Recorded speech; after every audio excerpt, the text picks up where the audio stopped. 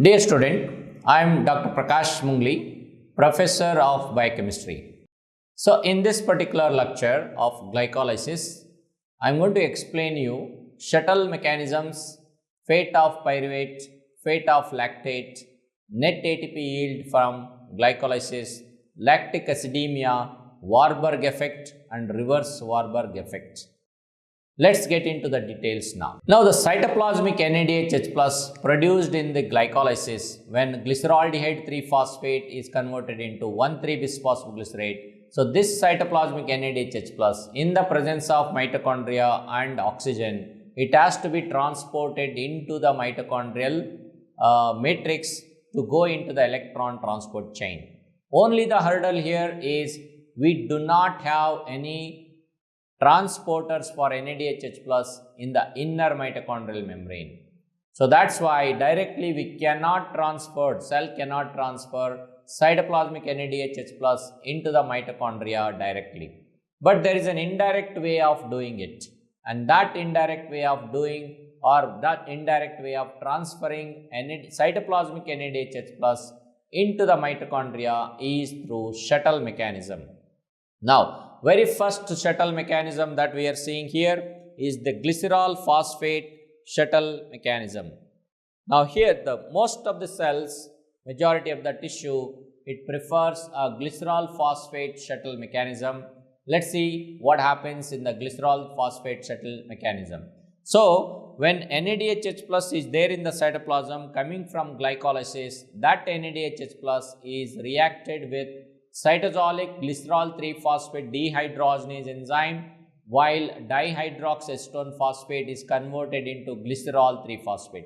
Basically, dihydroxyacetone phosphate is reduced into glycerol 3-phosphate, and while NADH plus is oxidized into NAD plus. So here, H and H plus present in NADH plus are basically now given to now they are present in glycerol 3-phosphate molecule. So what I will do is I am going to write 2H there in the glycerol 3-phosphate just to track those protons like H and H plus there. The glycerol 3-phosphate in the inner mitochondrial membrane, it will be reacted with the mitochondrial glycerol 3-phosphate dehydrogenase catalyzed reaction where FAD, this enzyme contains FAD, glycerol 3-phosphate dehydrogenase, mitochondrial glycerol 3-phosphate dehydrogenase, it contains FAD, and that FAD is now receiving 2 protons that are got into glycerol 3-phosphate brought by cytoplasmic NADH plus.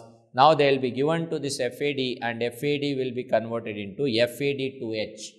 So basically protons H and H plus that were there in the cytoplasm as NADH plus, now they are transported into the inner mitochondrial membrane as FAD2H. So that means in glycerol 3-phosphate shuttle mechanism, cytoplasmic NADH plus is transported into the mitochondria as FAD2H, and this FAD2H will get into second complex in the electron transport chain, and rather mitochondrial glycerol 3-phosphate dehydrogenase itself is the second complex in the electron transport chain, and it is giving a 1.5 ATP per molecule of FADH2 that is oxidized. So that means in glycerol 3-phosphate shuttle mechanism, oxidation of NADH plus which is entering into the mitochondria as FADH2 is going to give 1.5 ATP per molecule of FADH2 oxidized. So that means cytoplasmic NADH plus using glycerol 3-phosphate shuttle mechanism will be transferred as FADH2 into the electron transport chain, and that is worth 1.5 ATP. That's what is the glycerol phosphate shuttle mechanism. Now let's look at malate-aspartate shuttle mechanism. In malate-aspartate shuttle mechanism, cytoplasmic NADH plus protons from that will be given to oxaloacetate to make malate. Now 2 protons are there in the malate, and these this malate which is having 2 protons will be transferred into the mitochondrial matrix by malate transporter there, and it is carrying those 2 protons, and inside the matrix of mitochondria now malate is going to give those 2 protons to NAD. That's when NAD is converted to NADH plus H plus. So two protons are there now in the mitochondria as NADH plus, and they go into electron transport chain. When malate is oxidized into oxaloacetate further converted into aspartate, and aspartate comes out of mitochondria into the cytoplasm while malate is going into the mitochondria. So this is what is called as malate-aspartate shuttle. While malate is going in, aspartate is coming out. During this process, the NADH plus, the H and H plus present in the cytoplasmic NADH plus will be given to the will be transported into the mitochondria as NADH plus, and they will give, means when NADH plus enters into the electron transport chain, it is going to give 2.5 ATP. That means cytoplasmic NADH plus is transported into the mitochondria to go into electron transport chain using malate-aspartate shuttle mechanism as NADH plus H plus. That means it is worth 2.5 ATP. So using malate-aspartate shuttle mechanism, cells will make 2.5 ATPs per molecule of NADH plus. Whereas for glycerol 3-phosphate shuttle mechanism, for every cytoplasmic NADH plus, cells can make only 1.5 ATP, and that's the difference. Now let's move on to see what is the fate of pyruvate that is made in the glycolysis. So pyruvate can come into the can be made in the cytoplasm by variety of reactions. It is serine, threonine, alanine converting into pyruvate. It is malate converting into pyruvate, glucose to pyruvate, and lactate to pyruvate. This pyruvate, in turn, pyruvate can be converted into acetyl-CoA by pyruvate dehydrogenase enzyme complex. Pyruvate can be converted to lactate by lactate dehydrogenase enzyme. Pyruvate can be converted into oxaloacetate by pyruvate carboxylase enzyme. Pyruvate can be converted to malate through oxaloacetate there. Pyruvate can be converted into alanine by alanine transaminase, and pyruvate can be converted into ethanol also. So these are all the different fates of pyruvate in our body. Now in aerobic glycolysis, when glucose is converted into 2-pyruvate, so there will be generation of 2 NADH plus 2 H plus molecules which are transported into the mitochondria by shuttle mechanism. So we have glycerol 3-phosphate shuttle mechanism. We have already seen that, where cytoplasmic NADH plus transported into the mitochondria as FADH2 giving 1.5 ATP. If the cell uses malate-aspartate shuttle mechanism, cytoplasmic NADH transported into the mitochondria as FADH2 indirectly, and that is giving 2.5 ATP per molecule of NADH. So like this, with the shuttle mechanisms, we are going to make ATPs from cytoplasmic NADH plus in the electron transport chain. Now what happened to the 2-pyruvate? 2-pyruvates can get down into the matrix of mitochondria, converted into 2 acetyl-CoA molecules, and these 2 acetyl-CoA molecules going into TCA cycle and giving 10 ATPs for each molecule of acetyl-CoA being oxidized. So this is what happens to pyruvate under aerobic condition. Now under anaerobic condition, whenever there is an anaerobic situation present in the tissue, it may be because of lack of mitochondria, or it may be because of lack of oxygenation process going on in certain tissues.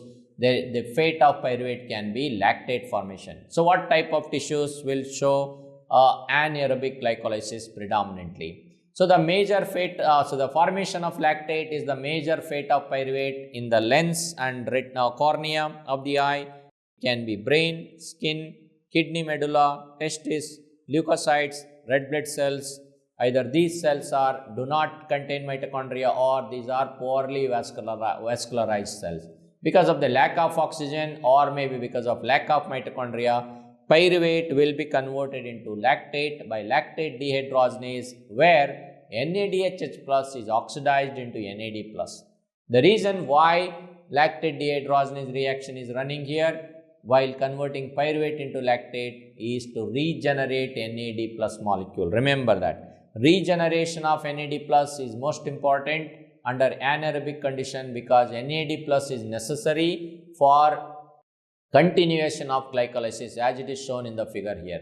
Because NAD plus is necessary for glycerol-aldehyde 3-phosphate dehydrogenase step in glycolysis. Without NAD plus or without sufficient NAD plus, so glycolysis do not continue. That means 2 ATPs that will come from anaerobic glycolysis do not come in, and that will not support the metabolic needs of the tissue. That's why in order to maintain the NAD needs of glycolysis, lactate dehydrogenase reaction has to run under anaerobic condition just to regenerate NAD+. That's why pyruvate is converted to lactate, and that's the reason why during anaerobic glycolysis, lactate is the end product of glycolysis. Now, what happens to the lactate that is produced in anaerobic tissues or any tissue that runs anaerobic glycolysis? So, the direction of lactate dehydrogenase reaction that we have seen previously, because in the previous reaction, let me take you back to previous reaction. So, here as you see, lactate dehydrogenase, it runs in either direction. Pyruvate can be going into lactate while NADH plus is oxidized to NAD plus, or lactate can come back into pyruvate if sufficient NAD plus are available in the tissue where NADH plus can be made. So, the direction of lactate dehydrogenase reaction, it depends on how much pyruvate is there in the cell, how much lactate is there in the cell, and what is the availability of NADH plus and what is the availability of NAD plus. Now, if the cell has plenty of lactate, plenty of NAD plus, so now lactate can go back into pyruvate. Or if the cell has plenty of pyruvate, plenty of NADH plus, now the pyruvate can go back into lactate. So, like this, the direction of lactate dehydrogenase, it all depends on the relative intracellular ratio of NADH over NAD plus. So, what happens in the liver and heart? Liver and heart, ratio of NADH over NAD plus is less than 1. So, the ratio of NADH over NAD plus is lower than in the skeletal muscle. That means heart, liver and heart, simply they will have more NADH plus H plus compared to NAD plus. That's why, so what they will do is, now what happens in the liver and heart? In the liver and heart, the ratio of NADH over NAD plus is lower than in the skeletal muscle. That means lactate is oxidized back into pyruvate in liver and heart because they simply have more NAD plus compared to NADH plus. So, that means they are going to reverse lactate dehydrogenase reaction where lactate is converted back into pyruvate, and that pyruvate can go into oxidation process further into acetyl-CoA, and acetyl-CoA can give ATPs in these cells. So, liver and heart, lactate is oxidized into pyruvate by producing NADH plus molecule. Whereas in exercising skeletal muscle, what happens? So, NADH over NAD ratio is high in exercising skeletal muscle because when the exercising skeletal muscle, there will be deficiency of oxygen, electron transport chain will be kind of saturated because of lack of sufficient oxygen. So, that means there will be accumulation of NADH molecules compared to available NAD plus molecules, and these NADH plus molecules, they will convert pyruvate into lactate, and that's why lactate builds up in exercising skeletal muscle. So, this is how the fate of lactate goes. That all depends on what is the ratio of NADH over NAD. If the ratio of NADH to NAD is less than 1, so lactate is oxidized into pyruvate. If the ratio of NADH over NAD plus is more than 1, so now pyruvate will be going into lactate. That all depends on the ratio there. Now, the fate of lactate in anaerobic tissues like red blood cells. So, lactate which is produced there, it will be taken back into the liver. Lactate enters into the circulation, and from the circulation, so lactate will be taken to the liver and heart. In the liver, lactate is converted into glucose if the condition favors the formation of glucose.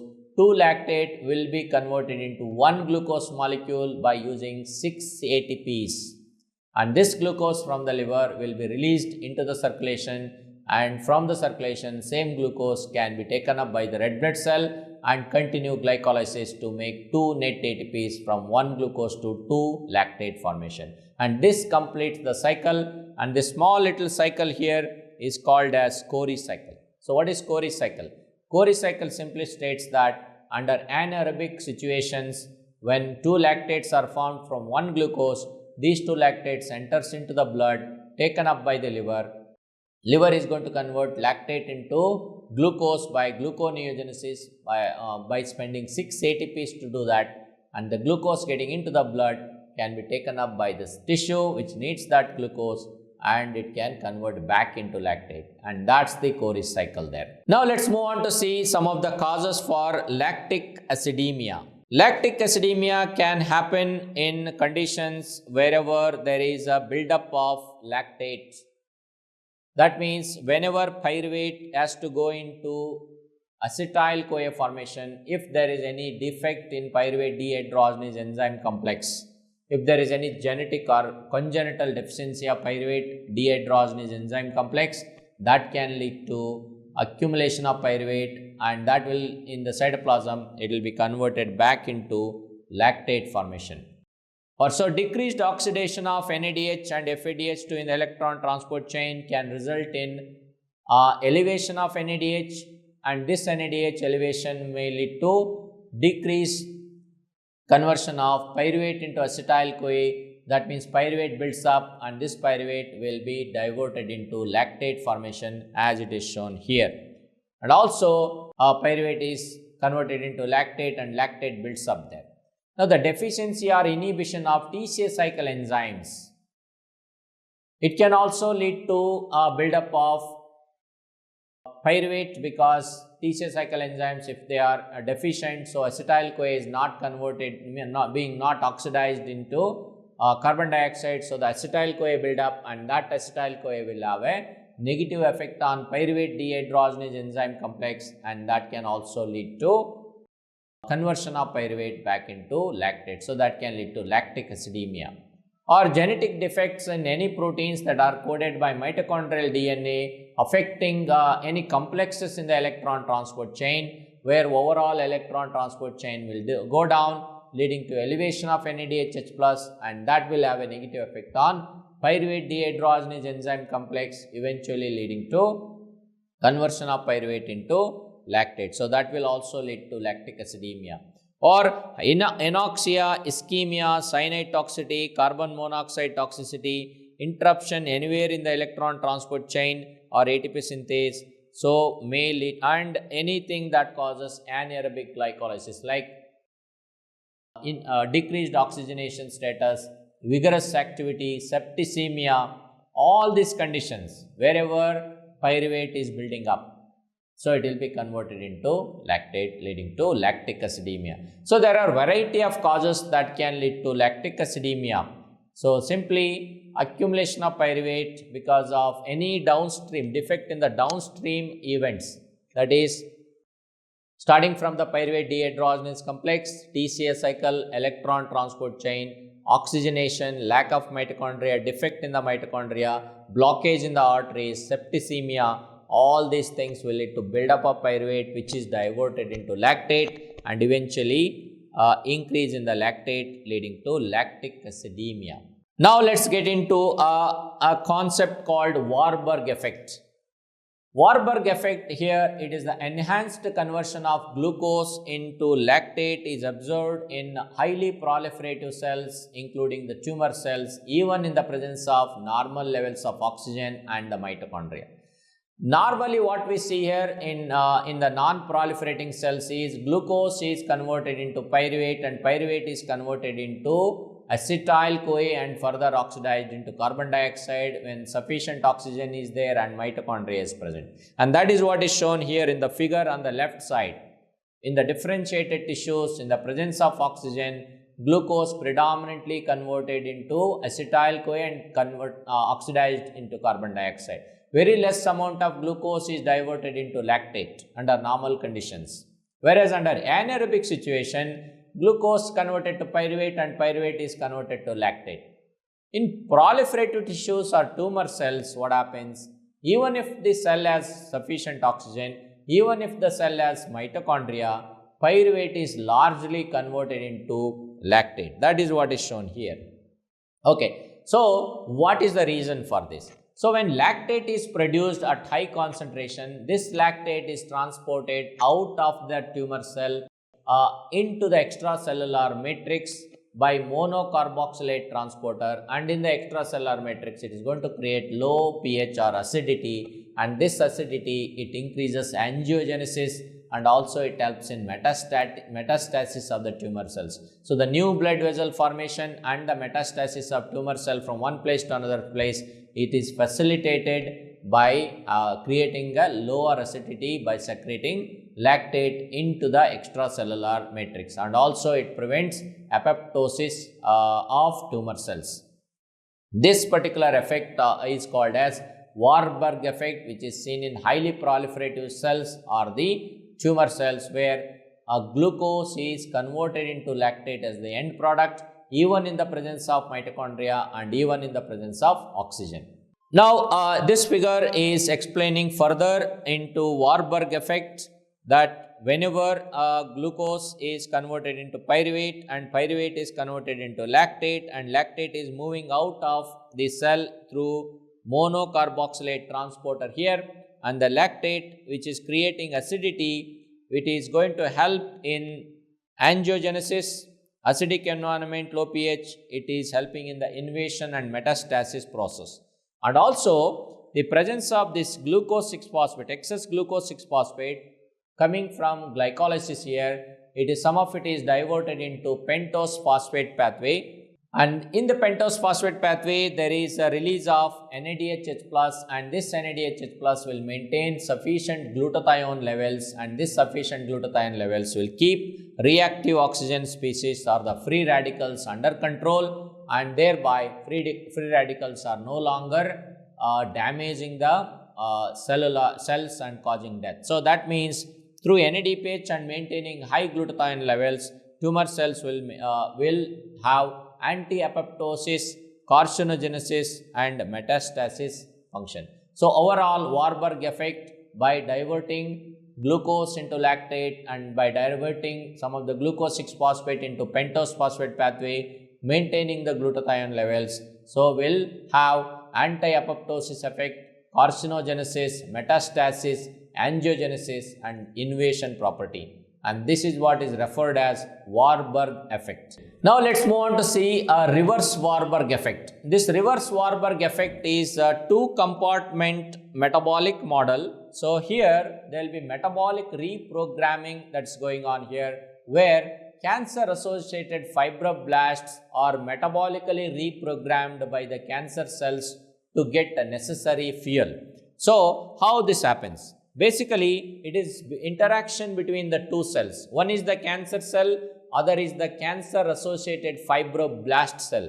So what cancer cell does is, it is going to program the neighboring cell, that is the cancer-associated fibroblast, to get the needs for the cancer cells. So basically, metabolic reprogramming is going on the cancer-associated fibroblast by the cancer cells to get necessary fuel. How that happens? So in the cancer cells, where there is a production of through the oxidative phosphorylation process, there is a generation of reactive oxygen species, and these reactive oxygen species, they are going to be released into the extracellular matrix, and they are going to go and cause oxidative stress in the cancer associated fibroblast. Because of the oxidative stress, there will be metabolic reprogramming going on. There is a genetic and epigenetic alterations going on in the cancer associated fibroblast. Because of this, what happens? This cancer associated fibroblast, it conducts anaerobic glycolysis and make glucose into pyruvate, and pyruvate is diverted into lactate side. Pyruvate is also taken towards a fatty acid formation. Pyruvate is also taken into ketone body formation. So this kind of metabolic reprogramming, where there is increased generation of lactate, ketone bodies and fatty acids by this cancer associated fibroblast. So all these energy rich molecules like ketone bodies, fatty acids, lactate, all of them are released into the extracellular matrix, and they are all taken up by the tumor cells through the monocarboxylate transporters. And as these energy rich molecules are coming into the tumor cells, and these tumor cells going to use them for proliferation process. That means cancer cell is going to reprogram the neighboring cell, that is a cancer associated fibroblast, to get all the energy needs of the cancer cell is taken from the other cell. This kind of two compartment model where metabolic reprogramming is going on, it is explained as reverse Warburg effect. Alright, now let's move on to see what are the other functions of glycolysis. Like the glycolytic intermediates, as it is shown here in the figure, so they can go into glycogen synthesis, like glucose 6-phosphate can be converted into glucose 1-phosphate and it can go into glycogen formation, and the pyruvate converted into acetyl-CoA getting out of the mitochondria into the cytoplasm, going into fatty acid synthesis, and dihydroxyacetone phosphate converting into glycerol 3-phosphate, so which can combine with 3 fatty acids to make triacyl glycerol. So triglyceride synthesis can be done, and pentose phosphate pathway, that is glucose 6-phosphate glycolytic intermediate going into pentose phosphate pathway to make ribose 5-phosphate, that is 5-carbon sugar, and NADPH also. And 2,3-bisphosphoglycerate formation can come from 1,3-bisphosphoglycerate, making 2,3-bisphosphoglycerate and unloading oxygen from hemoglobin. And some of the non-essential amino acids are also synthesized from the glycolytic intermediates, like 3-phosphoglycerate going into serine formation, pyruvate going into alanine formation. So all these important things can also come from glycolysis. That means it is not just the energy that is coming from glycolysis, it is also so many other important molecules that can be made from glycolytic intermediates. Now let's move on to see energy yield from glycolysis. Under aerobic condition, when one glucose is converted into 2 pyruvate molecules, so there will be 4 ATPs that are generated at substrate level phosphorylation, 2 ATPs are consumed in the energy investment phase, and 2 NADH plus molecules, which if they are going into the electron transport chain, so they are going to give 2.5 plus 2.5 ATP if it uses malate-aspartate shuttle mechanism. Otherwise, so we can write it as net 2 ATPs from glucose to 2 pyruvate and 2 NADH plus 2H plus molecule there. So if you really want to know how many ATPs that we get from the 2 NADH plus 2H plus that are made in the cytoplasm, so we need to rewrite like this. So from glucose to 2 pyruvate, so we have 4 ATPs from substrate level for phosphorylation, 2 NADH molecule from glycerol D8 3-phosphate dehydrogenase step, and these 2 NADH, they need to go into mitochondrial matrix for electron transport chain. So for that we have glycerol 3-phosphate shuttle mechanism, and also we have malate-aspartate shuttle mechanism. So in the glycerol 3-phosphate shuttle mechanism, we are going to get 1.5 ATP for each NADH plus. So that means 2 NADH plus we have here, 1.5 plus 1.5, that is 3 ATPs from glycerol phosphate shuttle mechanism. If the cell uses malate-aspartate shuttle mechanism, we are going to get 2.5 ATPs per NADH molecule plus 2.5 ATPs. That means we are going to get 5 ATPs here. So, and then in the initial investment phase, 2 ATPs are consumed, so we need to do that minus 2 ATP there. So now if you total it, so we have 4 ATPs from substrate level, and then if you are using glycerol phosphate shuttle mechanism, you get 3 ATP from glycerol phosphate shuttle mechanism, and then minus 2 ATPs because these 2 ATPs are used in the initial phase. That means 4 plus 3 it is 7, 7 minus 2 it is 5. 5 ATPs we get from one glucose going into 2 pyruvate using glycerol phosphate shuttle mechanism. Now, if the cell uses malate-aspartate shuttle mechanism, again it is 4 ATP substrate level, 5 ATP from NADH plus, minus 2 ATPs are used in the initial phase. 4 plus 5 is 9, 9 minus 2 it is 7. So 7 ATPs you get from one glucose going into 2 pyruvate using malate-aspartate shuttle mechanism. Okay. Now let's see how many ATPs you get from anaerobic glycolysis. Okay, so whenever a glucose is converted into lactate, that is anaerobic glycolysis. So at the substrate level, we are going to get 4 ATPs, and also in the initial investment phase, we have used, like cell will use 2 ATPs, and from there is no NADH plus because conversion of 2 pyruvate into 2 lactate. So 2 NADH plus molecules are already used. So that means 4 minus 2, we are going to get net 2 ATPs because there is no NADH plus under anaerobic glycolysis. Now, in the presence of arsenate toxicity, when 1 glucose is converted into 2 pyruvate, where glycerol 3 phosphate is directly taken into 3 phosphoglycerate without making 1,3-bis phosphoglycerate, where 2 ATPs and 2 NADH plus molecules which need to come in that step, it doesn't come. That means only 2 ATPs will come at pyruvate kinase step. 2 ATPs are used in the initial investment phase. That means 2 minus 2 ATP, net ATP gain is 0. That's why arsenate toxicity, it allows glycolysis to continue but without making ATP. Net ATP gain from glucose to 2 pyruvate in the presence of arsenate, it is 0. Coming to if the cell has defective mitochondrion, if the mitochondria is not functioning, that means no electron transport chain, that means glucose will simply go into 2 lactate formation. It will be like anaerobic glycolysis there. That's why net ATP yield there is 2 ATP.